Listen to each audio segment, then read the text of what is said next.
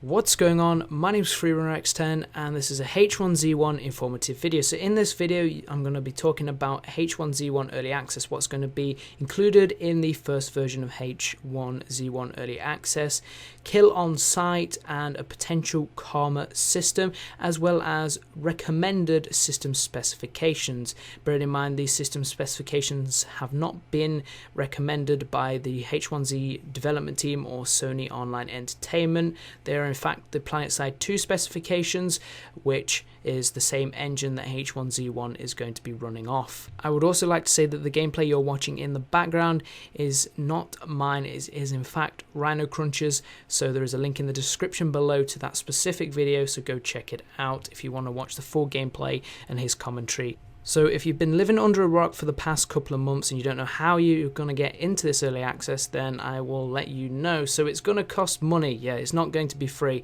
It will be free when the game goes into open beta, but there will be a few problems with that, and I will talk about that later on in the video, just because I don't like free-to-play games in the sense, and hopefully H1Z1 doesn't turn into what I call a true free-to-play game.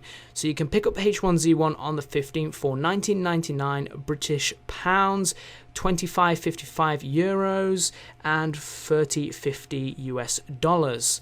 So nothing's been said about specifications or system requirements by the devs, other than the fact that if you can run PlanetSide 2, you can run H1Z1. That's because PlanetSide 2 is on the same engine that H1Z1 is going to be on. So I'm going to talk about the recommended system requirements. You can see the minimum and recommended on screen right now. There's a bit of difference between them. This is actually on the Steam PlanetSide 2 page, which is kind of, you know, it lacks consistency, I'm not going to lie. So we'll go over the recommended ones, and that way if you've got less than what the recommended is, then be scared, be very scared. But anyway, as far as operating system goes, you're going to need at least Windows 7 or better.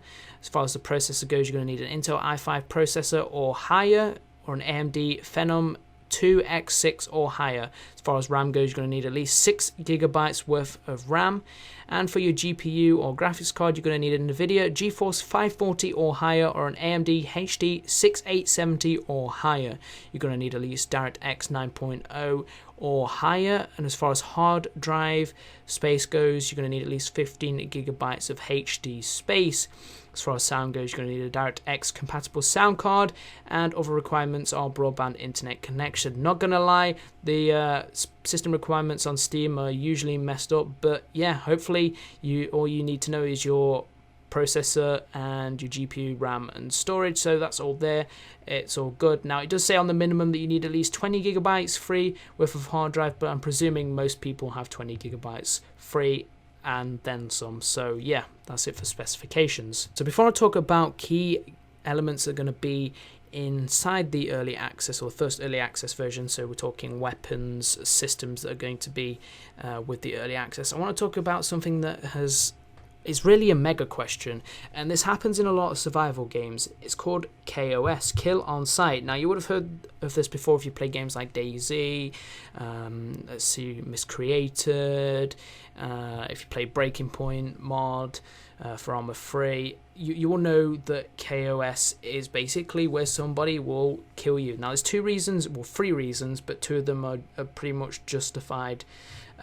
So the first reason is because you have gear. They have everything to gain from killing you, and obviously they don't care about you, they just care about what your body could possibly have, so what your inventory contains. You know, they're thinking, you know what, he's got these pants on, he's got this backpack, he's got this gun, so he's probably geared, I need more ammo for my gun, so I'm going to kill him. The other reason is because players feel scared about interacting with other players, so they kill on site because maybe in a previous game or previous life on that game they have basically befriended someone, they've got gear, and then they've been betrayed, so they feel they need to kill people so that they are safe themselves. The third reason, which isn't justified, is because it's fun. It is kind of fun, but me personally, I feel bad after doing it sometimes because I have been in the situation of being a person that's KOS'd and a person that's been on the receiving end of being KOS'd, and you know, I don't like the whole idea of KOS, but it will exist. Now, Karma suggests to me that the system is going to be similar to the DayZ mod humanity system. That never works. Basically, you kill someone, you get minus humanity, and then a survivor kills the person with minus humanity and gets positive humanity, and then you've got heroes and bandits, but it still doesn't stop KOS. Now, what I could tell from the word karma is what goes around comes around. So basically, you kill someone, you're going to get killed. So maybe that suggests there's going to be some kind of bounty system, but I don't know how that would work, because that would kind of, go against the MMO sort of survival aspect of this game. You're there to survive. Nobody knows about you. You're there to make your own story, pretty much. How are you going to get known for killing loads of people if people don't spread the word? So it's like, what are you talking about when you're on about a karma system? But they basically say in this AQA that there is no reason to kill someone with no items, but third reason, because it's fun. But some people find it hilarious to kill people on site with no items. People just do it anyway, just so they can feel safe. But we'll see what happens as far as that goes. Now, I was thinking more along the lines of some kind of skill system. So you pick a skill, maybe you're a medic, good with medicine, maybe you're good at cooking, maybe you're good at crafting, maybe some other sort of skills along the lines. And you're not, basically, nobody knows what skill you are. So you could go up to someone and someone will be like, I need a medic. Are you a medic? If not, I'm going to shoot you. Basically, you could then lie that you were a medic when in fact you're actually good at cooking, and then basically say you need to go and get this certain material and try and sort of, in other words, work your way around getting killed on site. And this has sort of been done in The Walking Dead in the latest season. Someone pretends to be a scientist, pretends that they have a cure, tries to basically lies to a group of people, says that he needs to get to Washington because he's got a cure, he's a top scientist, and they believe that, and they take him there because they feel that they want life to return to normal. So yeah, it's kind of like that, but all depends on how it gets implemented. It's not in right now, but it will be implemented during early access, so I hope they think about it carefully. So what we know about H1Z1 so far, there's going to be intelligent undead, so there's going to be different types of zombies. These zombies are going to look different. Unfortunately, there's only one zombie model in the game, so there is apparently different types of zombies, but only one model, so you're going to be kind of scared if one zombie is slow towards you and then one zombie just completely charges you, but hopefully that gets resolved in a couple of weeks time.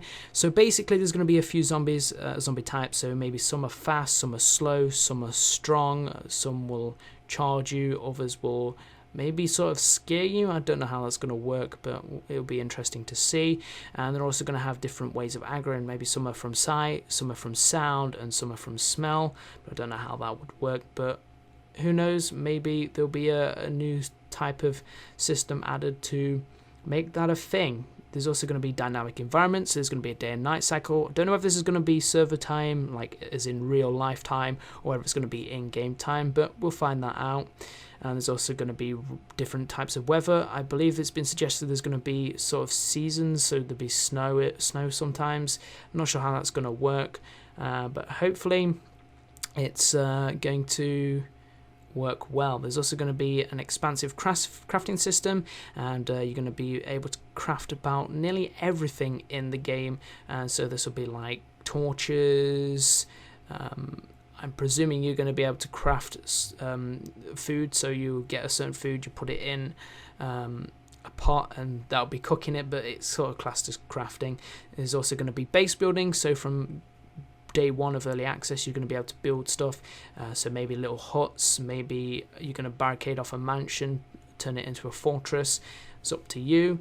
There's also a circle of death, or as the devs call it, an ecosystem where everything in the world is living and eventually will die and it needs to eat. So that could suggest that maybe zombies will chase animals, hit them, kill them, eat them, and obviously they'll chase humans, hit them and kill them, and animals, some animals, preferably wolves and bears, will chase after humans and try and kill them and eat them.